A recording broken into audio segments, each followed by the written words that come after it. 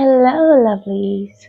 My name is Martina, and welcome back to my channel. It's my most favorite time of the year, my favorite season, fall, autumn time. So that means it's time for a seasonal TBR. I really love only this seasonal TBR, to be honest. I don't really do seasonal TBRs, but once it's fall time, I'm happy to talk about all the books that I feel like fit to read in during this season. Will I finish all of these books?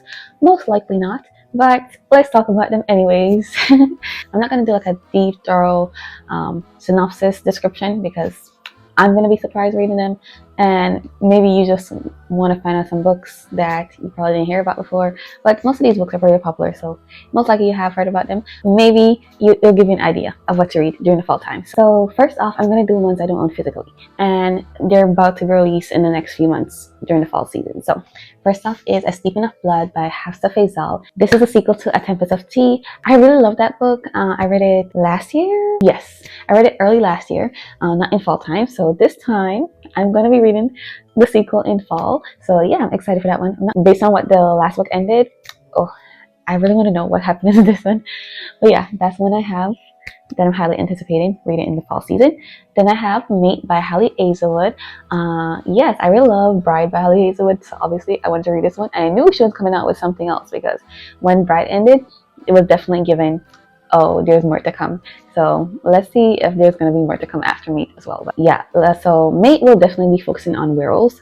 Bride was focused on vampires and werewolves, which are, like them being enemies and whatever. So Mate is going to be werewolf on werewolf love in this one. So I'm excited, and I already love the dynamic between those two. So excited for that one. Then I have Paladin's Hope by Tegan Fisher. I've been reading the Paladins series by Tegan Fisher, and this is the third one.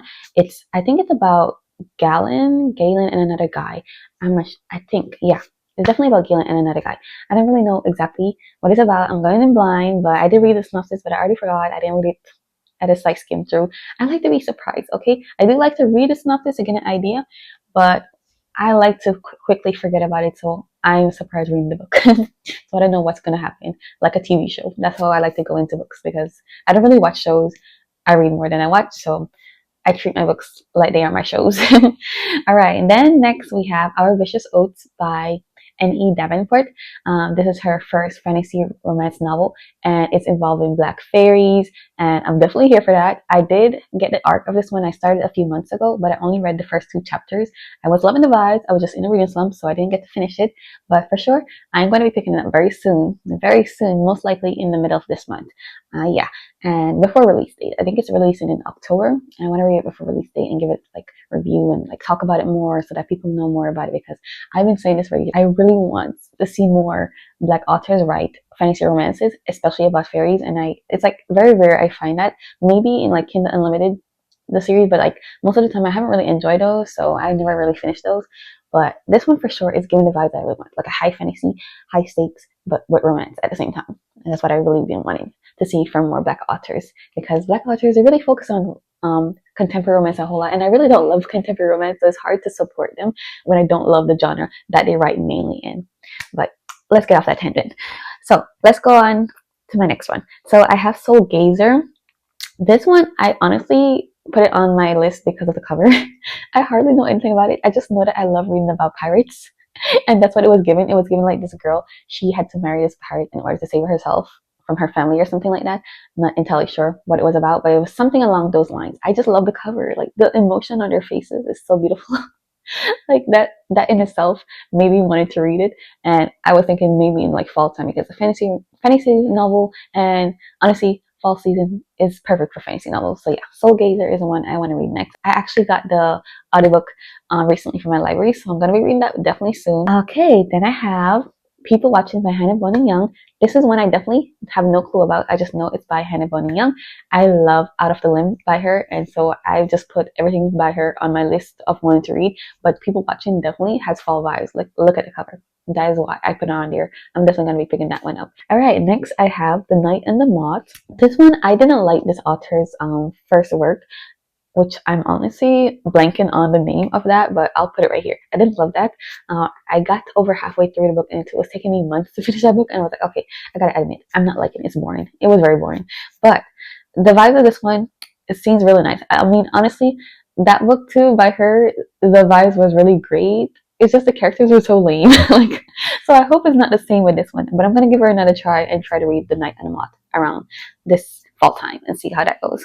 This I had my last fall TBR, but it's The Naturals. The Naturals by Jennifer Lynn Barnes. I don't think I've ever read any Jennifer Lynn Barnes because she had another series and I haven't read that. But yeah, this is the one that I'm more interested in.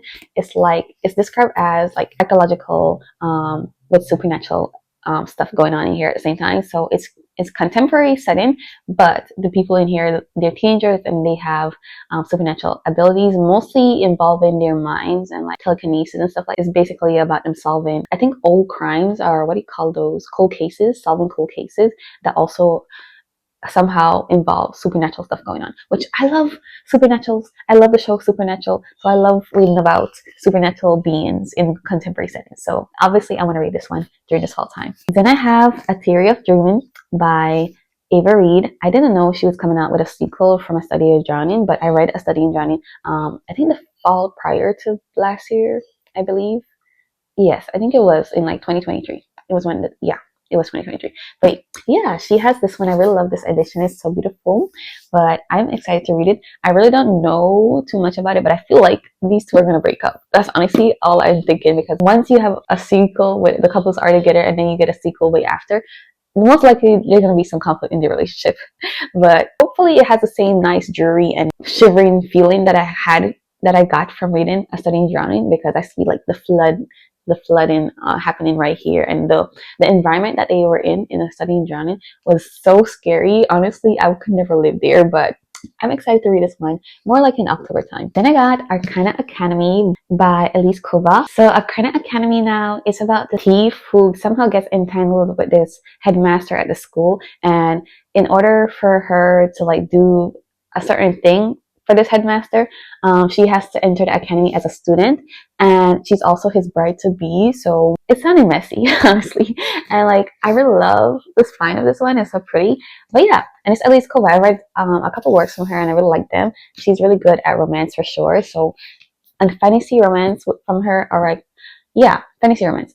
A fantasy romance from her will definitely be good, and a bigger one at that. I think this one is also a series. I'm not exactly sure, but when she talked about this one coming out this year, she has 2 books coming out this year, but this was the one that I really, really wanted to read the most from her. So yeah, this one I'm going to be reading. Oh, and also this thick one that I didn't get to finish, and I'm so sad about it, but I'm going to have to reread from where I left off, which was like page 98 is where I stopped at. But that is Outbound by Tracy Dion. I didn't get to finish Outbound. I did start it back in March, was that when it was released, and I never got to finish it because that was the time I was getting in my reading slump.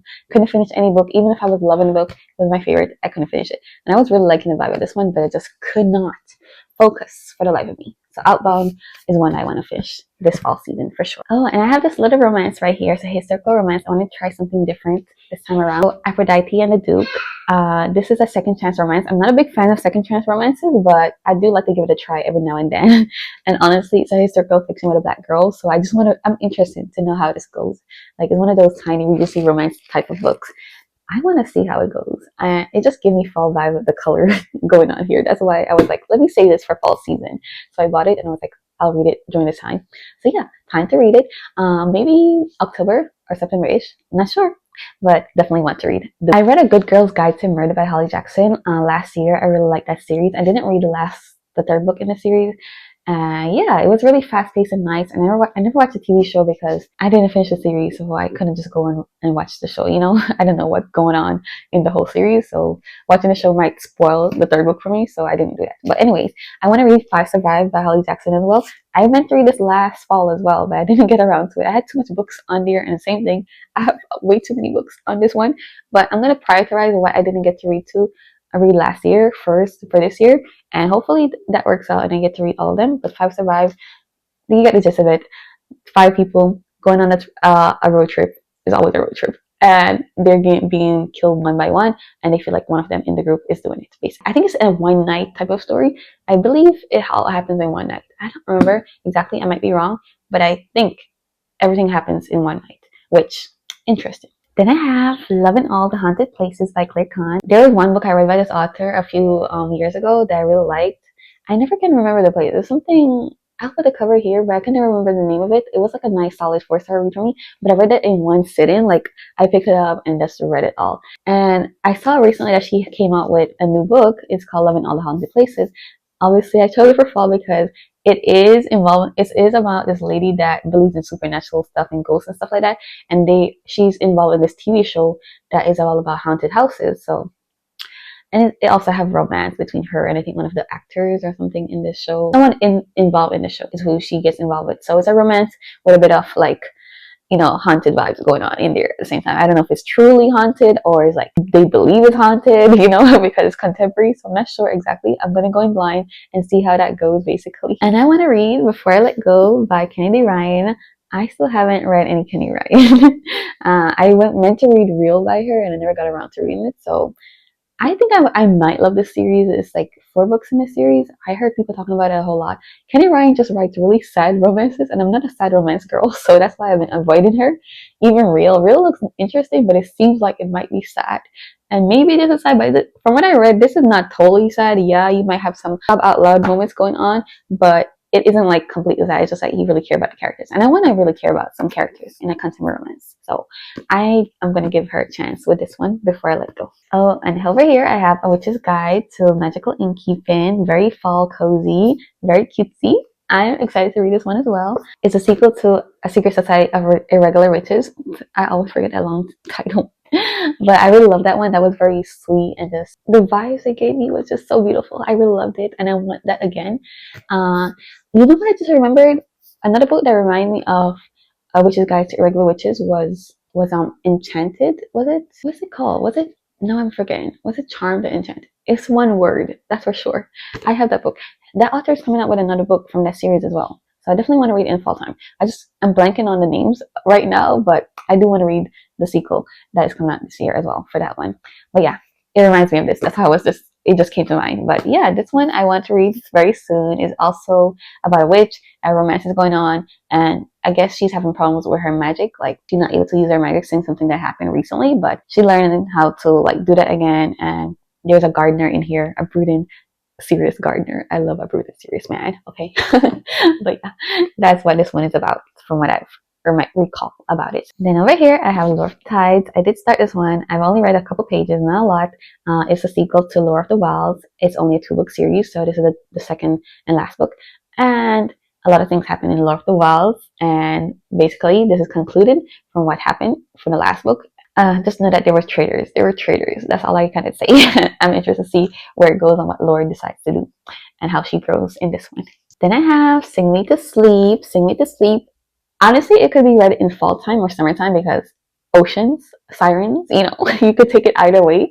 But since I didn't get around to reading it anytime this year, I decided to just pick it up around fall season. Especially with this cover, giving these vibes, like, look at her. Look at her. She's so beautiful.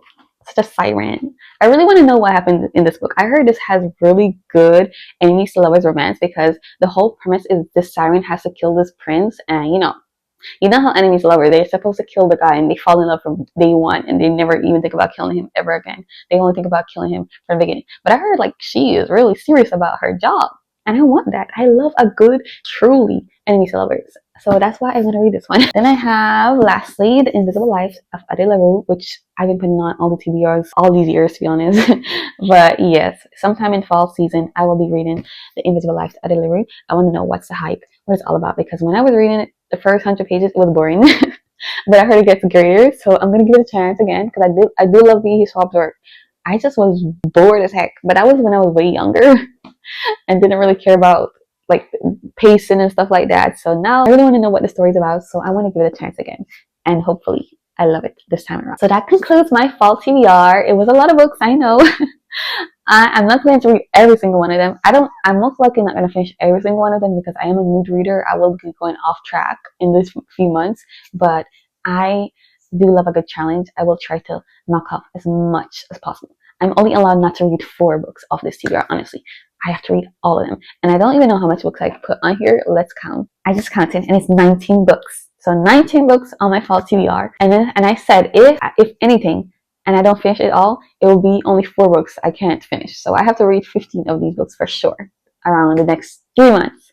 Yes, I can do that. I can do that because I average around 6 to 7 books a month reading wise. So I definitely can do that and add on some books outside of the TBR. I can do that. But yeah, thank you guys so much for watching this fall TBR. I'm excited for the season. I'm so happy. I'll see you all in my next video. Thank you so much for watching.